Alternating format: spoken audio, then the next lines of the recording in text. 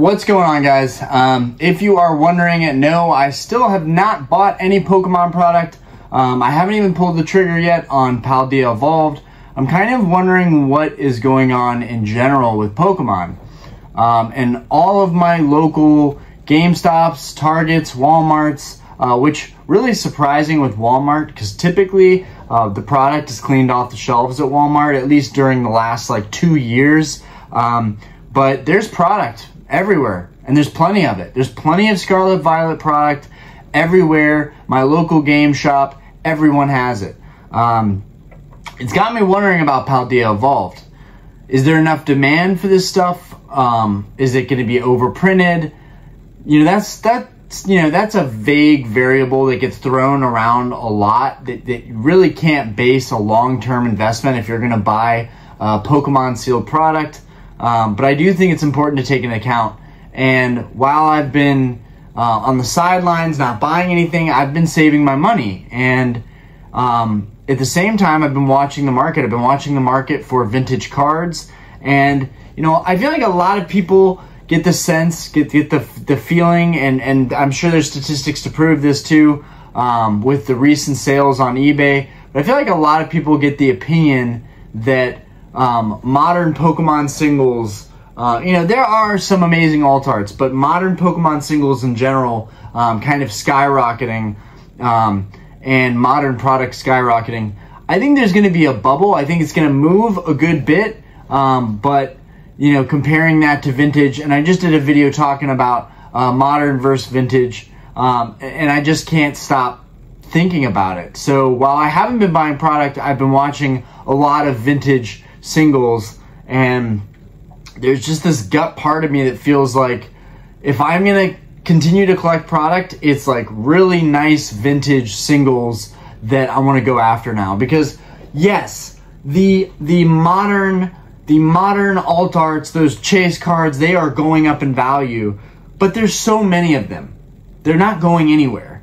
For me personally, I do feel like the vintage stuff is going to be gone in a matter of a decade, maybe 2 decades, and most of the stuff from the 90s will be really, really hard to find. And there's so many like things that I have that I haven't even really given a lot of time to this channel to talk about. I just kept thinking before I made this video, you know, I battled with myself. Well, you should talk about this. We should talk about this. You haven't given this a lot of time. There are so many great products that you can collect over time that are both vintage and modern, and it feels great. Like now I'm like locked into the Sword and Shield era. I bought a bunch of product from Sword and Shield. I've got some boxes sitting up there, but you know, I've my closet now. I have cases of booster boxes. It feels like I'm being very strategic about it all, but you know, this whole video, I just wanted to give you guys an update and let you know that I'm still watching stuff. I'm still here. It's difficult for me, to be honest. It's difficult for me to pivot and, you know, go from doing mail days and constantly opening product, or at least opening a decent chunk of product, you know, a week of newer stuff. I feel like maybe I just overexhausted myself on Brilliant Stars this past year. And that when I think about it, I really didn't. You know, I've got stacks of code cards here, right? So I have 550 code cards here, right? So for reference, I'm talking about this because in the grand scheme of things, that's 550 code cards would assumably be 550 packs, right? The newer modern packs from Sword and Shield. So I thought about that, and I realized, okay, if the average pack price for a lot of these packs I was buying was $4 or $5, but really a lot of them, it was around $4. But let's just say $5. Let's just say $5 was the price per pack, which it definitely wasn't. I think $4 was the top. I'm sure somewhere in the $3s. But at $3, 550, that would be roughly, I think, $1,650. At $1,650 at $4 a pack, that would be $2,200, which again, that's still $2,200, but I used to think that I opened like a lot of product and I didn't get anything.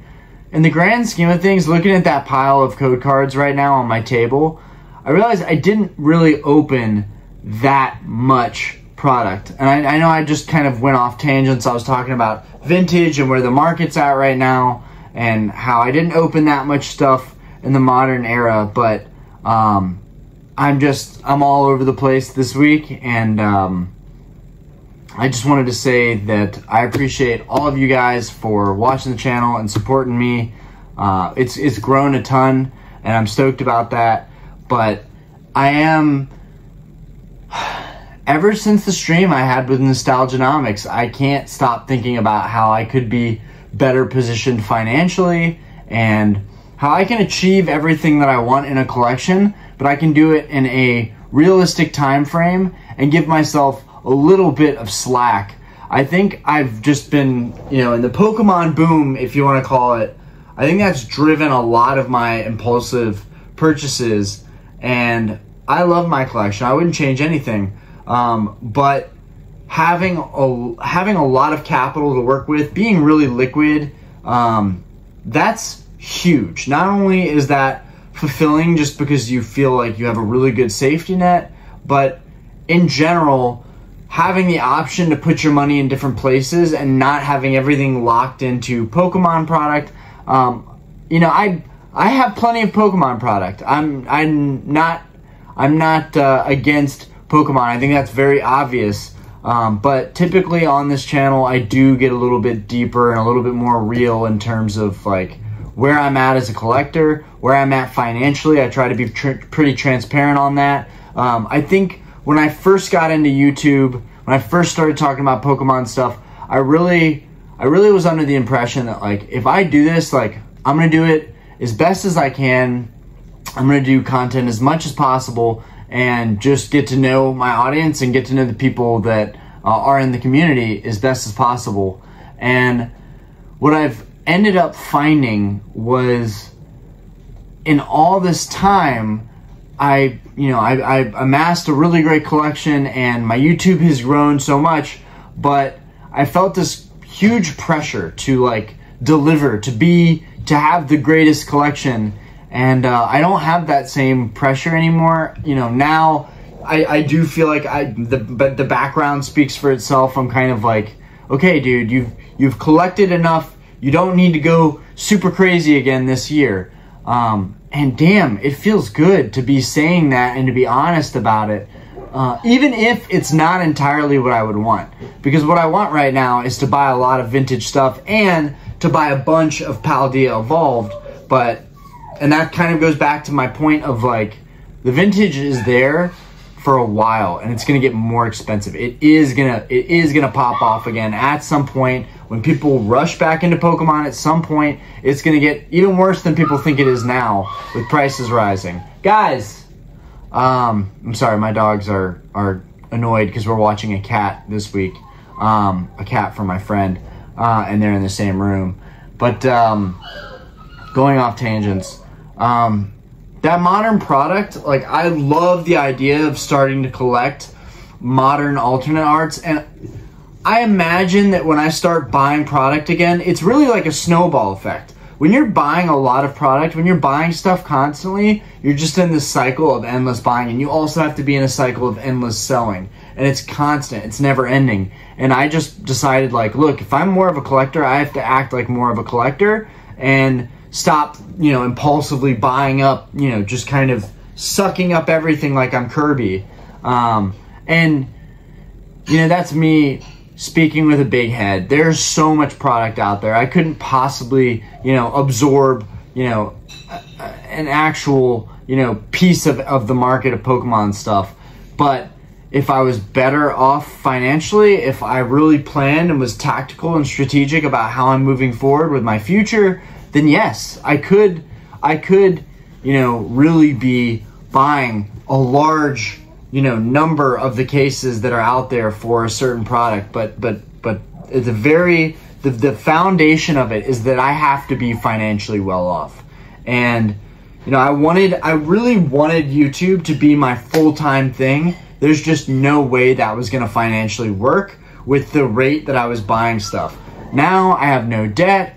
You know, I have nothing that I'm worried about paying for. I have no auctions ending this week that I'm like biting my nails about and like nervous about, because I'm like, oh crap, like that's an $1,000 card. That's a big chunk of my paycheck right there for the week. And now I have just as much as I had when I was pretty much in credit card debt, like hardcore. And I've talked about that several times on the channel, but you know, it's important now that I'm saving my money to be like, okay, let's be as rational as possible. What is going on with Pokemon? Are the prices just going to keep rising and going north? Or is stuff going to retrace a bit? Everyone, I feel like a lot of people in the community are sharing this opinion that Pokemon is a little bit stagnant right now as far as vintage goes. But I've seen videos, I can't remember who was doing a video on it, but I also have seen people talking about modern single chase cards, like alternate arts, that are starting to taper down a little bit too. I'm sure these cards in PSA 9, PSA 10, like these cards that are near mint and in good grades, I think they're going to do well in the future, because I've opened my share of, you know, right here I got a stack of code cards that I'm about to, I guess, get rid of on eBay. I'm not sure. I haven't put anything on eBay either. I didn't end up doing any auctions. Now it's been like 2 weeks, which I'm kind of surprised about. But I've noticed that when I'm better off financially, I don't feel that pressure forcing me to, one, buy stuff to show people on the channel, or two, even sell my stuff. If I have money coming in and I have savings now and I feel like I'm pretty cushiony and doing pretty well, then the other version of me that was pretty much going broke and buying cards, and I have to feed, you know, my family, I have to take care of everything, you know, it wasn't sustainable, and it wasn't good. It wasn't good. And I just want to be transparent about that. You know, this video is probably a little all over the place, but I think that's why a lot of people do like this channel. I feel like I don't hear or see a lot of YouTubers, you know, Pokemon-based YouTubers. I don't think they're making content that's like talking about their life situation. Maybe I'm just missing the ones that do, but it's not all rainbows. It's definitely not all rainbows. Now I'm doing much better. I'm in a much better place, but I'm kind of losing my mind because I haven't bought anything or really bid on anything, and there are still so many cards. Like, I feel like I'm caught up with my vintage collection, but there's so much modern stuff that I still want, and it's going to be a tough year. This year is going to be a tough year in terms of, you know, trying to budget, save money, think about other investments, like, you know, potentially saving my money, using that as a down payment on a house that I rent out, you know, and then there's money coming in every single month, and that I can use on product and also to pay off that next property. But there's definitely other things that I could do with my money that I could, you know, maximize every dollar that I'm bringing in. And I'm taking that a lot more seriously, but I still can't and won't give up doing YouTube videos. I worked so hard. I put in so much time. I told my wife this today. I just said, I've missed so much time with my family. I have been working and doing videos back to back nonstop, that at this point I owe it to my past self that put the time in on this channel to keep going as much as I can and just keep making videos as much as possible. And it's easier said than done. I think a lot of people face a certain burnout from just doing videos over and over again. And you know, it's hard to maintain and keep up with it, and the pressure to deliver also. And it feels good to just get that off my chest, because I started doing videos and I think it was more therapeutic than it was like, I'm making a really great video today. I just knew in the end I was going to get more back that I put out, and I do feel like that's the case. I do feel like the interactions that I have with everybody, and the comments that are left and stuff that I respond to, and just engaging the community as a whole, that's been an incredible experience. You know, I wouldn't change that for anything. Yeah, I'm not sure where I'm at with Paldea Evolved. I'm not sure, like, I'm really surprised that I haven't at least ordered one case of it. You know, I felt this way with Modern, with Sword and Shield for some sets. Lost Origin, for example, I thought I was going to completely skip over, and then someone locally wanted to sell me a case for about 500 bucks. And looking back now, I'm like, that didn't appreciate the way that I thought it would, honestly. But at the same time, it's going for more than I had bought it for just a couple months ago. And if that's any indicator where Pokemon products are headed, then, you know, probably the most helpful thing in this whole video is stay the course, stick with it, keep investing in sealed product, because that product is more than likely going to get bought out and opened up by a lot of other collectors and influencers and YouTubers, myself included, and eventually it's just going to be the people that bought that product that are sitting on it. I do believe that. I also think that there's going to be way more printing than there was in the past. I think Pokemon is really on top of this, maybe even more so than they need to be. I think they're definitely, with Scarlet Violet, going to be compensating for last year. And that means we're probably going to get way more product printed this year than we did last. Now, I don't have information, I don't have data to back that up. I just think that's going to be the case.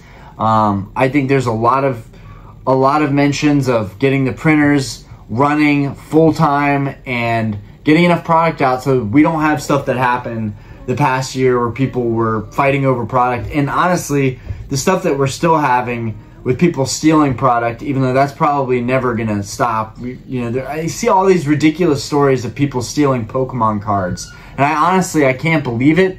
I shouldn't be shocked, because there's a lot of money in Pokemon. That's the thing, and that's what drives a lot of people towards it. I know that for me it was validating, you know, seeing the value of everything kind of stay the course and rise a little bit as I was buying it.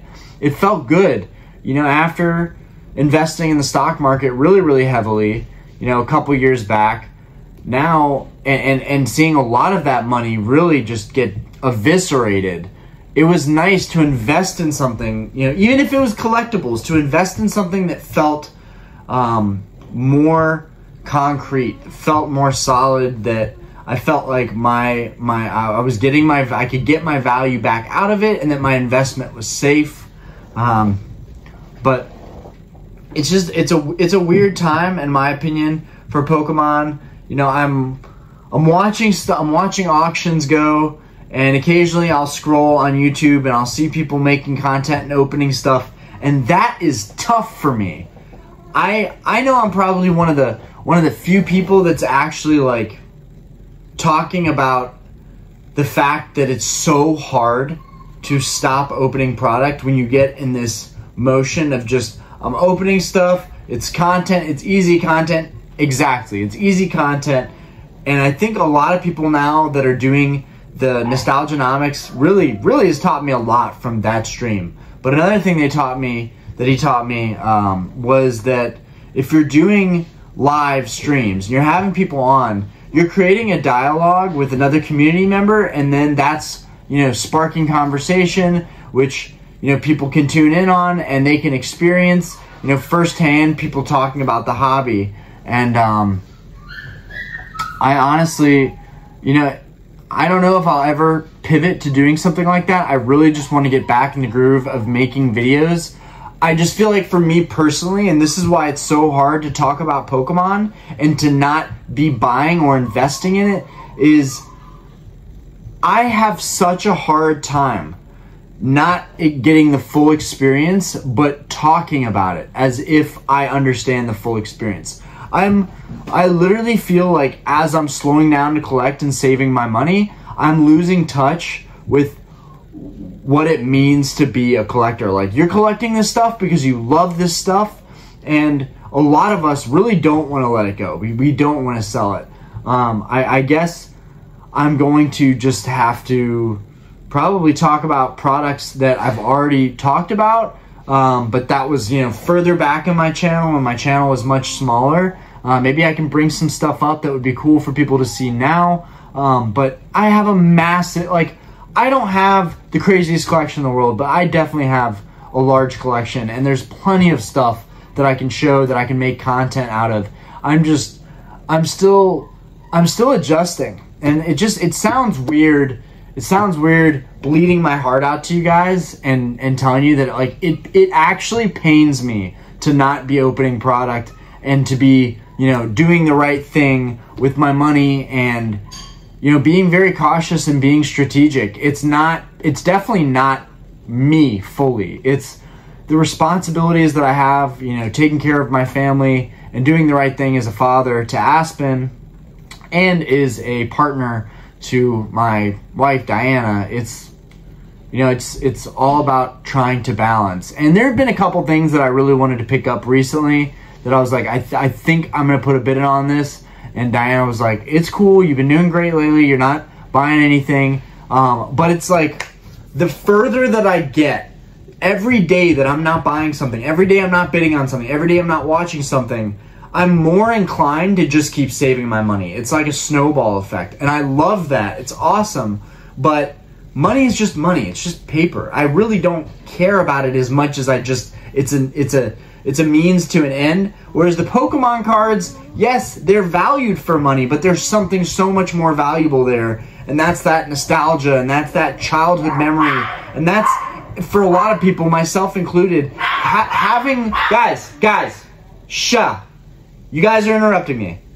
That is having cards that you didn't have as a kid. That's one of the bigger ones for me personally, because I didn't have any of the nice cards as a kid. At least, I don't think that I did. I had a lot of Japanese holos, but I don't think it was anything crazy.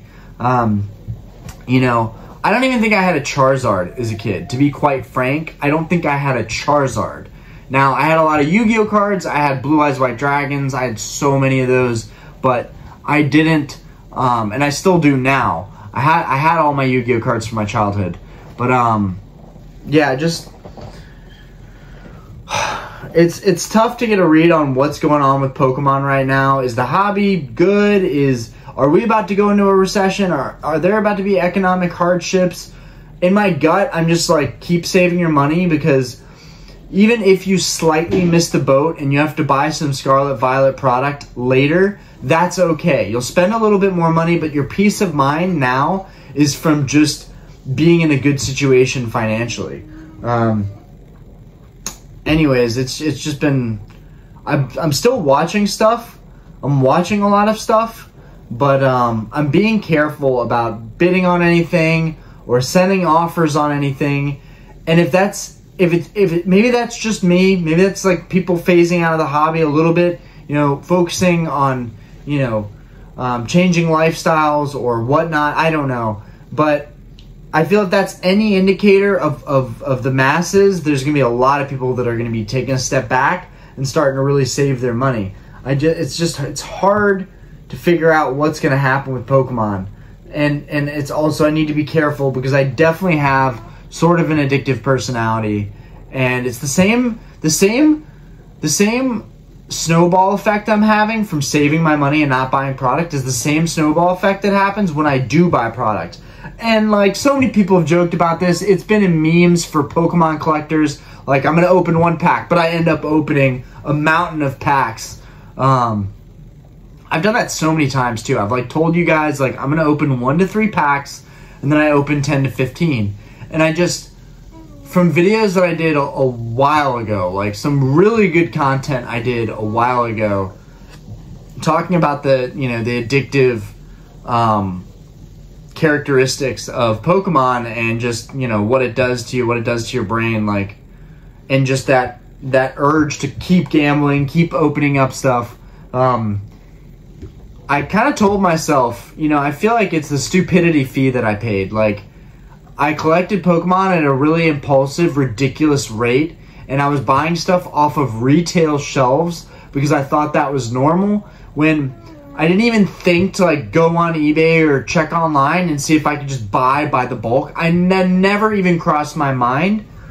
And I know that's ridiculous to a lot of people, but when you're coming back into the hobby for such a long time, now I had been buying stuff online. I had been buying older cards online, but I just figured the modern stuff, the cheapest you're going to get it for was going to be on the store shelf for MSRP. But you can actually get it for less than MSRP, you know, kind of, if you're buying it by the case. Anyways, that's kind of my update. Letting you guys know what's going on. It's not easy. It's not easy, but I do feel like I'm doing the right thing, and I keep telling myself this. It hasn't happened yet, but I am sure I will be opening some product soon. I figure it'll be one of my trips to like a Target or a GameStop, and I'll see an older set that's out of print right now, and I'll just probably buy that and open it up on the channel. Since Scarlet Violet, it's just hitting different, and not necessarily in a good way. So I don't like these Terra Crowns. I don't know how this whole era with Scarlet Violet is going to be, and I already invested heavily into Scarlet Violet base, which that really hurts because that was almost $3,000 I invested buying cases of Scarlet Violet base, and I just feel like that price, like even for rock bottom dollar, like $100 a box basically, even at that price, I have a really hard time believing that that I'm gonna be making money on any of those booster boxes anytime soon. And serves me right, because I went in impulsively and bought a lot of that product while I think a lot of people were kind of waiting things out, sitting things out. And who knows, maybe I'll do an update video in the future and let you guys know how it's going. My Lost Origin cases have gone up in value. My Silver Tempest case has gone up in value.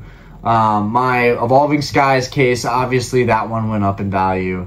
And all of the single booster boxes that I bought over the last couple of years, all of those pretty much went up in value. Except for my XY Evolutions box, because I definitely overpaid on that. I think I paid like $7.50 or something for it. And that one, I think maybe even going for slightly less than that at this point. But I think it's plug and play, but you never know until down the road. Like a couple sets from now, maybe even a year from now, I'll know how all this stuff is doing, and I'll have a better reading as an investor and a collector than, you know, buying the product and opening it up. But man, I miss opening up product, and I really hope to get back to that, doing that kind of semi-regularly very soon. I might even do like a video tomorrow, just like opening up 1 or 2 packs. I don't know, nothing crazy, but I just want to let you guys know that I appreciate you. I haven't said anything about my mom. She just had a surgery. Why that's relevant is because it's been kind of throwing me off a little bit. My family is definitely more important than me focusing on a YouTube career. But I do love making videos, and it does make me happy. And seeing comments from you guys makes me happy, and I appreciate everybody's support. I'm going to let you guys go for the night. I'm not sure when we're doing another live stream. I'm not sure when I'm really set up for anything. One of the biggest things that's making it really hard for me to make content, and also really hard for me to spend my money, period, is that I am working so hard right now. I'm working overtime at the bar right now. I'm staying late nights consecutively. We just opened for another day. I'm in charge of pretty much doing everything there. And it's a lot of pressure, it's a lot of stress, it's a lot of responsibility. And my family is counting on me, both, you know, my mom and dad, as well as my wife and my kid. Like, I just feel an immense amount of pressure to really provide and make the right decisions and make smart decisions. And I do think that I'm going to look back and be like, I had a period where I had videos that I was not thrilled about making, that I had videos that didn't like bring me joy or like excitement to like get started, but they were real. And whether it makes good or okay content, whatever, it's just me telling you the truth and kind of sharing my side of things and like kind of how I'm going about it as transparently as possible. You will probably see me opening more product in the future. I can't see why not. I just think it was such a fun era with Sword and Shield opening product versus Scarlet, Violet. Even though the packs pretty much all have holos, that's a huge upgrade. I will say that is a huge upgrade. Like, kind of want them to do like an Evolving Skies type set, you know, like a next level Evolving Skies set that has guaranteed holos, but also has just the type of chase cards. Like, it's gonna be a while until they top a set like Evolving Skies in terms of the cards that are in that set. It's gonna be a while, I feel like, but I still think that a lot of people get carried away with what's in that set and they forget that like that set wasn't that great as far as pull rates go. We have so many people that have done videos opening hundreds, thousands of packs that didn't pull that Umbreon. So it's not a good look for Evolving Skies, and I think it's important to take note of that when people are talking about like the price of like Umbreon, the Moonbreon, the Umbreon VMAX from Evolving Skies, alternate art, you know, the price of that card being kind of crazy. With how hard it is to pull that card, I don't think it's really crazy at all. I kind of gladly paid $500 for my Umbreon after just opening up a crap ton of Evolving Skies. Probably, in reality, probably just like 2 booster boxes worth, but still, it's a lot. Anyways, guys, I appreciate you. As always, my videos go longer than I intend. But that's just how I roll. All right. Peace.